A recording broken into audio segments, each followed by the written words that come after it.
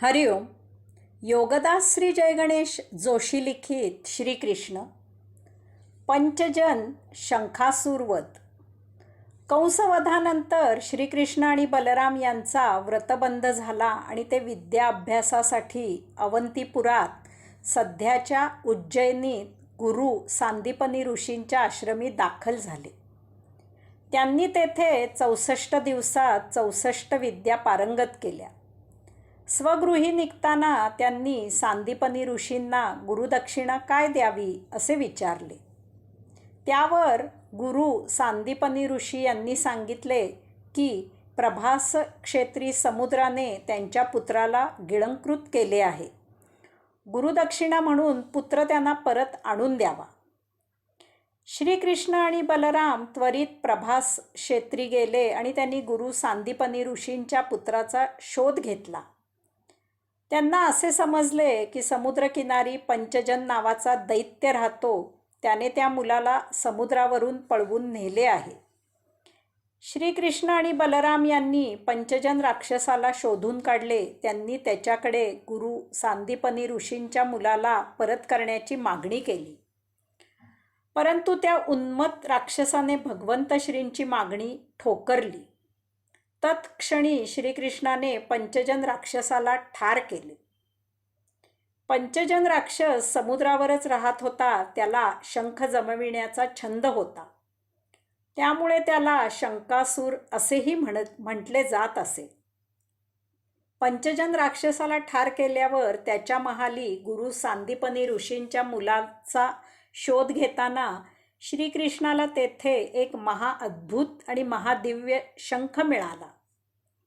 तो शंख वाजविणे कोणालाही शक्य झाले नव्हते.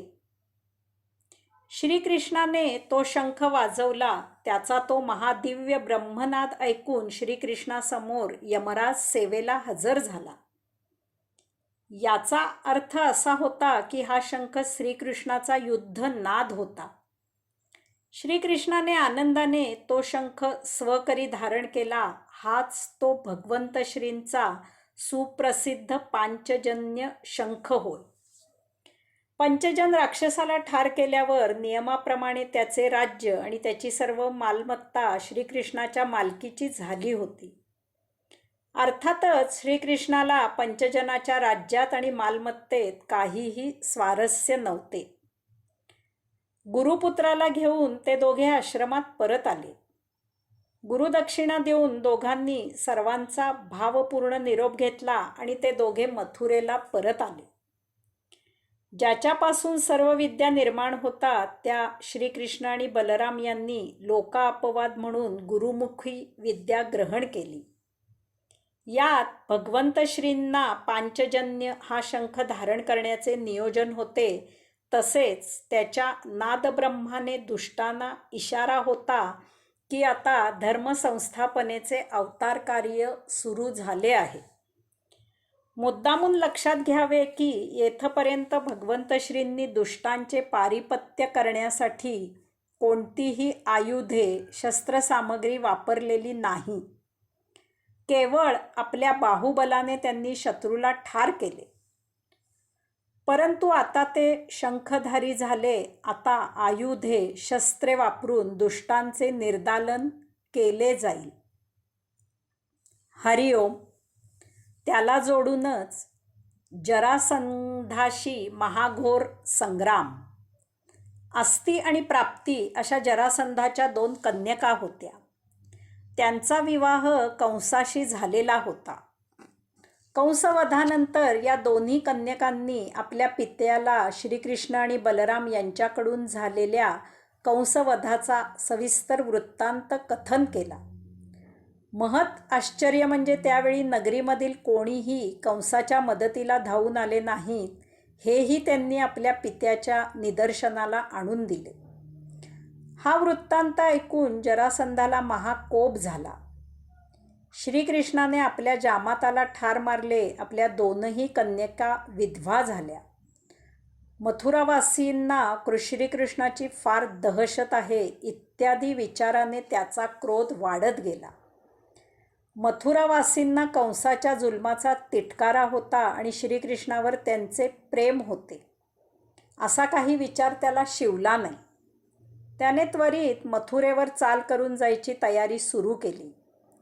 यात श्रीकृष्ण आणि बलराम यांना ठार मारणे आणि मथुरेला स्वतःच्या पित्यांचे राज्य स्थापन करणे असा हेतू होता. जरासंधाने आपल्या सर्व मांडलिक राजांना निरोप पाठवून सैन्यानिशी हजर होण्याचा आदेश दिला. महाबलाढ्य आणि महाविराट सेना घेऊन जरासंधाने मथुरेला वेढा दिला. ते पाहून मथुरावासी भयभीत झाले. श्रीकृष्णाने सर्वांना धीर दिला. अल्पावधीतच अनेक प्रकारच्या शस्त्र आणि अस्त्र अशा युद्ध साहित्याने परिपूर्ण असलेले असे 2 महादिव्य रथ भूतलावर दाखल झाले. त्यातील गरुड चिन्हांकित ध्वज असलेला रथ भगवंत श्रींसाठी होता आणि ताड चिन्हांकित असलेला ध्वज बलरामासाठी होता. दोघांनीही कवचे धारण केली आणि ते महादिव्य तेजस्वी वीर आपापल्या रथावर आरूढ झाले. भगवंत श्रींनी पांचजन्य शंखाचा ब्रह्मनाद केला. दोन्ही वीरांनी अनेक आयुधे, अनेक शस्त्रे आणि अनेक अस्त्रे यांचा मारा करून मगध देशाच्या सेनेचा फडशा केला. अतिशय उन्मत्त झालेल्या जरासंधाला जे काही होत आहे त्यावर विश्वास ठेवणे अशक्य झाले होते. आपले नक्की काय चुकले तेच त्याला समजेनासे झाले. जरासंध निराशेने ग्रासला. तो अतिशय उदास झाला आणि जीव वाचवून मगध देशी पळून गेला. परंतु सुंभ जळले तरी पीळ तसाच शिल्लक असतो. जामाताच्या मृत्यूच्या सुडाने जरासंध पेटलेला होता. त्यामुळे त्याने पुन्हा सैन्याची जमव केली आणि पुन्हा मथुरेवर स्वारी केली. परंतु याचा काहीही उपयोग झाला नाही. श्रीकृष्ण आणि बलराम यांनी यावेळीही सर्व सैन्याचा पालापाचोळा केला. जरासंधाला जीव मुठीत धरून पळून जावे लागले. तरीही त्याची सुडाची आग सतत धुमसतच राहिली. त्याला उपरती झाली नाही किंवा त्याने श्रीकृष्ण आणि बलराम यांना ओळखण्याची दृष्टी स्वीकारली नाही. त्यामुळे त्याने अशा प्रकारे एकूण 17 वेळा मथुरेवर स्वारी केली आणि प्रत्येक वेळी अतिशय मानहानिकारक हार पत्करून कसाबसा जीव वाचवत आपल्या मगध देशी पळून आला. तरीही त्याची सुडाची आणि त्यामुळे युद्धाची खुमखुमी शमली नव्हती. त्याने 18व्या युद्धाची तयारी सुरू केली. श्रीकृष्णाच्या लक्षात आले होते की जरासंधाच्या सैन्याला हंस आणि डिंभक अशा 2 वीरबंधूंचे पाठबळ होते. त्यांना हरवणे अशक्य होते, कारण त्यांना अस्त्र आणि शस्त्र याने मरण न येण्याचा वर मिळालेला होता. या दोन्ही बंधूंचा एकमेकावर फार जीव होता. ते एकमेकांशिवाय जगू शकत नव्हते. जरासंधांचा त्यांच्यावर विशेष विश्वास होता आणि तेही जरासंधाशी एकनिष्ठ होते. 17व्या वेळी युद्ध सुरू असताना एक विशेष गोष्ट घडली. हंस नावाचा एक सैनिक मारला गेला. श्रीकृष्णाने सैनिकांना सांगितले की सर्वांनी ओरडून एकमेकांना सांगा की हंस ठार झाला. ते ऐकून डिंभक उदास झाला. त्याला बंधुविरह सहन होईना. त्याने त्वरित जलाशयात उडी घेऊन प्राण त्याग केला. काही वेळाने डिंभकाने आत्महत्या केल्याचे वृत्त हंसाला समजले. त्याला ते सहन झाले नाही. तो शोकविव्हळ झाला आणि त्या भरात त्याने यमुनेत उडी घेऊन जीव दिला. अशा प्रकारे श्रीकृष्णाने जरासंधाच्या सैन्यांचा एक फार मोठा आधार नष्ट केला. हरिओम.